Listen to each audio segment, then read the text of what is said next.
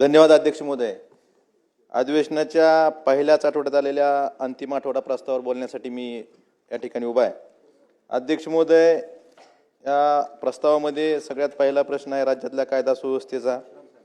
अध्यक्ष महोदय, कायदा सुव्यवस्थेबाबतीत बोलायचं झालं तर आपण बघतोय रोज अत्याचार होतात, पण सगळ्यात महत्त्वाचा सामाजिक प्रश्न आपल्या राज्यासाठी, आपल्या राज्याच्या भविष्यासाठी मानलेला आहे तो आपल्या ड्रग्सचा। आज आपण बघतोय की प्रत्येक ठिकाणी म्हणजे मोठ्या शहरात, फक्त महानगरामध्येच नाही तर छोट्या छोट्या शहरांमध्ये सुद्धा ड्रग्सनं खूप मोठा विळखा, ड्रग्सचा विळखा तरुण पिढीला झालेला आहे। तुळजापूरच्या ड्रग्सच्या बाबतीत अध्यक्ष महोदय, मी मागच्या अधिवेशनात एक लक्षवेधी मांडली होती। तुळजापूर ही आई तुळजाभवानीचं तीर्थक्षेत्र आहे। त्या एवढ्या छोट्या शहरात सुद्धा काही ठराविक लोकांमुळे जर ते क्षेत्र बदनाम होत असेल तर ही आपल्यासाठी, आपल्या पूर्ण महाराष्ट्रासाठी दुर्दैवाची गोष्ट आहे। परंतु अध्यक्ष महोदय, यात नेहमी आपले सन्माननीय मुख्यमंत्री म्हणतात की ड्रग्सच्या बाबतीत आपला 0 टॉलरन्स राहील, परंतु तुळजापूरच्या बाबतीत टॉलरन्स काय हा प्रश्न सगळ्या महाराष्ट्राला पडतोय। अध्यक्ष महोदय, तुळजापूरच्या बाबतीत मागच्या वेळेस मी लक्षवेधी मांडली, लक्षवेधी सभागृहात यायच्या आधीच त्याचं उत्तर लीक झालं। त्यानंतर हा प्रश्न मी ज्यावेळेस सभागृहात मांडला त्यावेळेस सन्माननीय मंत्री बावनकुळे साहेबांनी सांगितले की आपण ही चौकशी करू। दुसरं अधिवेशन संपत आलंय, पण त्याच्यावर अद्यापपर्यंत चौकशी झालेली नाही अध्यक्ष महोदय। कारण ती चौकशी, माझी अपेक्षा आहे की मागच्या अधिवेशनात, अर्थसंकल्पीय अधिवेशनात जे लक्षवेधीचं उत्तर लीक झालं होतं, जी सभागृहाची मालमत्ता प्रॉपर्टी होती, ती सभागृहात यायच्या आधीच कशी लीक झाली, एक व्हॉट्सअप ग्रुपवर सगळीकडे फिरली गेली।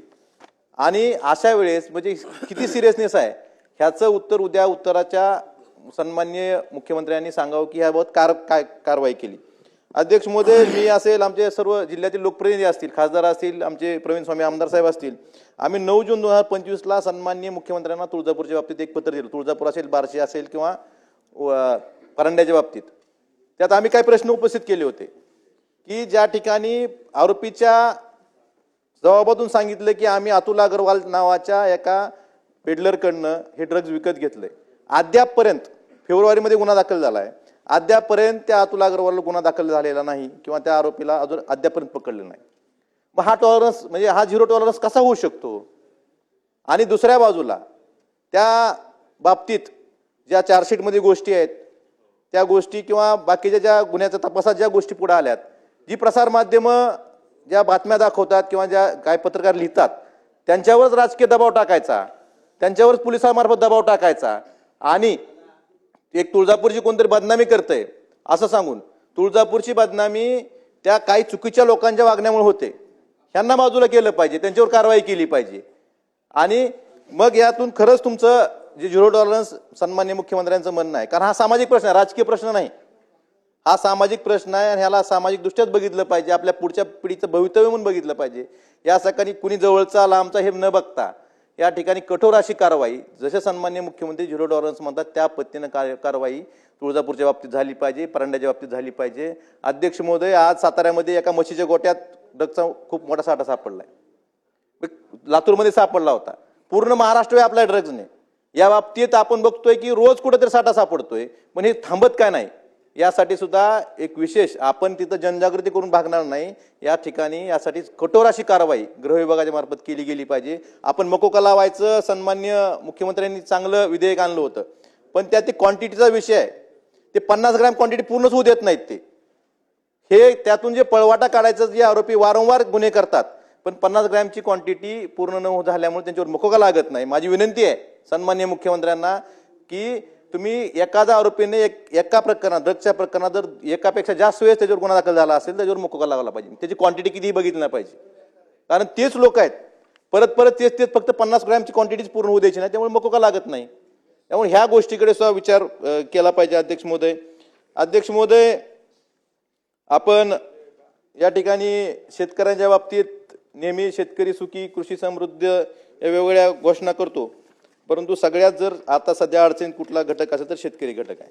मागच्या 9 महिन्यात महाराष्ट्रातल्या 781 शेतकऱ्यांनी आत्महत्या केल्या, हा सरकारी आकडा आहे, मी सांगत नाही, मी सांगतो म्हणून नाही।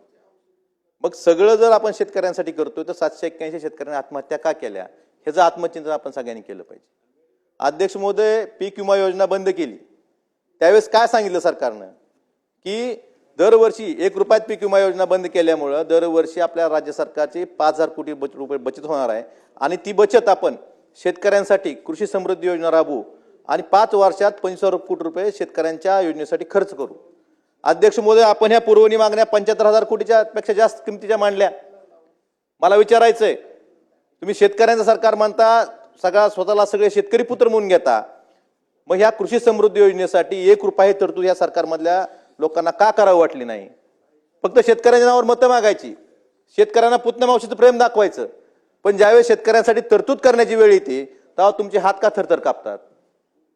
तिथं आपण साखर कारखान्यासाठी कर्जासाठी 951 कोटी रुपयाची तरतूद केली, आपल्या मेट्रोसाठी 1,500 कोटीची तरतूद केली.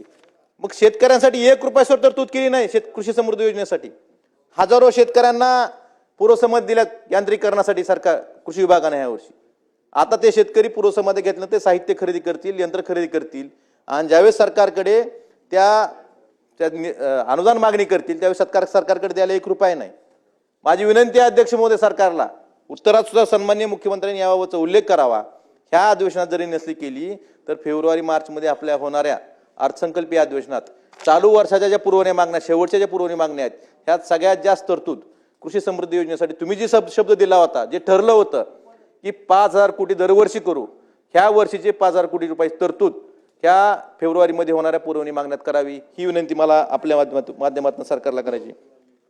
अध्यक्ष महोदय, भ्रष्टाचाराच्या बाबतीत बोलायचं झालं, आपण बघतोय आपल्या श्री संजय अध्यक्ष महोदय थांबा ना, संपवतो कन्क्लूड करतो. भ्रष्टाचाराच्या बाबतीत भ्रष्टाचारात किती अखंड बुडालेले सरकारमध्ये लोक आहेत त्याचं एक उदाहरण देतो मी. अध्यक्ष महोदय, आपल्या जवळपास 1,03,00,000 विद्यार्थी जे अनुदानित आणि जिल्हा परिषद शाळेत शिक्षण घेतात, त्यातल्या जवळपास 86,000 शाळा आहेत. त्याचं शालेय पोषण आहार म्हणजे प्रधानमंत्री पोषण शक्ती योजना, जी केंद्र सरकारची योजना आहे, त्यामार्फत त्यांना पोषण आहार दिला जातो. आपण याआधी लाडकी बहीण म्हणतो, नेहमी मतासाठी लाडकी बहीण म्हणतो, परंतु लाडक्या बहिणीच्या बचत गटाला हे शालेय पोषण आहाराचं शिजवायचं काम दिलं जायचं. ते शालेय पोषण आहाराचं काम हे बचत गट लाडक्या बहिणीचे 86,000 शाळांमध्ये करत होते. आपण त्या लाडक्या बहिणीचा घास हिरावून घेतला आणि राज्यातल्या 2-3 लाडक्या भावाला काम दिलं. त्यांनी काय केलं, ही ते ज्यावेळेस निविदा निघाली होती त्या निविदेच्या अटी आहेत, त्या निविदेमध्ये हिरवा वाटाणा, ग्रीन पीस म्हणून उल्लेख आहे, म्हणजे टेंडरमध्ये हिरवा वाटाणा द्यायचं त्यात कबूल केलं, म्हणजे आट टाकली. आणि ज्यावेळेस वर्क ऑर्डर दिली त्यावेळेस फक्त वाटाणा.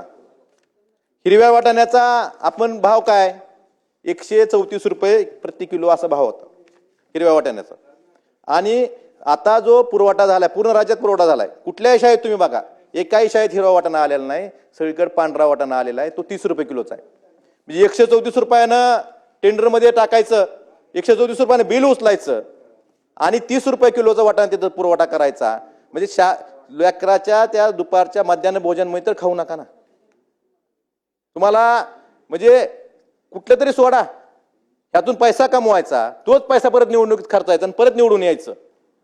त्यामुळं माझी विनंती आहे मुख्यमंत्री महोदयांनी हा जो घोटाळा शालेय पोषण आहाराचा जवळपास 1,800 कोटी रुपयाचा घोटाळा आहे, त्या ठिकाणी हिरवा वाटाणा टेंडरमध्ये असताना साधा वाटाणा म्हणजे पांढरा वाटाणा तिथं सप्लाय केला गेलेला आहे आणि ह्याची चौकशी झाली पाहिजे आणि ह्या जे दोषी आहेत हे दोषीवर कारवाई करा. आणि परवा आम्ही एक सन्माननीय मुख्यमंत्र्यांचं संविधानावर पुस्तक होतं राज्यपालांच्या आपल्या लोकभवनला, त्या ठिकाणी एक क्लिप बघितली, सुशासन 2.0. सुशासन 2.0 क्लिपमध्ये दाखवणं प्रत्यक्षात दाखवावं आणि ह्याच्यावर कारवाई करावी, तरच सर्व महाराष्ट्रातल्या सर्वसामान्य जनतेला वाटेल की हे सुशासन आहे. सुशासन फक्त सांगण्यापुरतं नसावं, ते आपल्या कृतीतून दाखवून द्यावं, हीच विनंती आणि हीच आशा माझ्यासहित सर्व महाराष्ट्रातील सर्वसामान्य जी लेकरं आहेत, जवळपास 1 कोटी लेकराच्या तोंडातला घास तुम्ही त्या ठिकाणी भ्रष्टाचार करताय आणि ह्याला पाठीशी घालणार नाहीत मुख्यमंत्री, त्यावर कडक कारवाई करतील हीच अपेक्षा करतो. अध्यक्ष महोदय, 2 मिनिटं संपवतो झालं. अध्यक्ष महोदय, हे सरकार निवडणुकीच्या आधी लवकर 1 मिनिट कन्क्लूड करतो. अध्यक्ष महोदय, निवडणुकीच्या आधी काय बोलतं आणि निवडणुकीनंतर काय होतं. निवडणुकीच्या आधी 3 ऑक्टोबर 2024ला ग्राम पातळीवर जे ग्रामरोजगार सेवक काम करतात त्यांना 8,000 रुपये मानधन द्यायचा निर्णय झाला, शासन निर्णय निघाला. अद्यापपर्यंत 1 रुपया दिला नाही. ते लोक आंदोलन करतात. मुख्यमंत्री युवा प्रशिक्षणार्थीला त्या तत्कालीन मुख्यमंत्र्यांनी सांगितलं की आम्ही तुम्हाला कायमचं सेवेत घेऊ. आज त्यांच्यावर काय केलंय? आज त्यांच्यावर लाठीचार्ज केला. हेच तुमचं सुशासन का? आणि सगळ्यात महत्वाचं आनंदाचा शिदा. दरवर्षी कुठलाही महापुरुषाची जयंती आली, दिवाळी आली, आनंदाचा शिदा तिघांचे फोटो लावून असायचा. ह्या दिवाळीला काय दिलं गेलं? पूर्ण महाराष्ट्रात, एकच मिनिट संपवतो, पूर्ण महाराष्ट्रात शेतकरी पुरानं अतिवृष्टीनं त्रस्त असताना ह्यावेळेस खरी गरज होती पण निवडणूक नव्हती. ह्यावेळेस हायब्रिड दिलं. हायब्रिड जे की जनावरसो खात नाहीत, हे हायब्रिड माणसाला खायला दिलं. ही त्यांची चेष्टा नाही का? हे त्यांच्या जखमेवर मीठ सोडायचं काम केलं नाही का? हे असं करणारं हे सरकार आहे. अध्यक्ष महोदय, मला एवढंच सांगायचं आहे की मातंग समाजाच्या बाबतीत, अबकडच्या बाबतीत जे आश्वासन सरकारनं दिलं होतं, कोळी समाजाच्या बाबतीत ज्यांचे जे जात प्रमाणपत्र मिळत नाहीत त्या बाबतीत जे आश्वासन सरकारनं दिलं होतं ही पूर्ण केली पाहिजेत. लिपिक वर्गीय कर्मचाऱ्यांच्या बाबतीत त्यांची वेतन तुटीचा जी त्यांच्यावर अन्याय झालेला आहे हाही दूर केला पाहिजे. अध्यक्ष महोदय, बरेच विषय आहेत परंतु आपण वेळेची मर्यादा दिली आहे. मला एवढंच सांगायचं आहे की मुख्यमंत्री महोदयांनी ह्या उत्तरात भ्रष्टाचार असेल किंवा ड्रग्ज बाबतीत असेल किंवा कृषी समृद्धी योजना असेल या बाबतीत निश्चितच उद्या महाराष्ट्र जनतेला उत्तर द्यावं आणि महाराष्ट्र जनतेला विश्वास द्यावा की कमीत कमी पुढच्या अधिवेशनात तरी याबाबत तरतूद केली जाईल. धन्यवाद अध्यक्ष.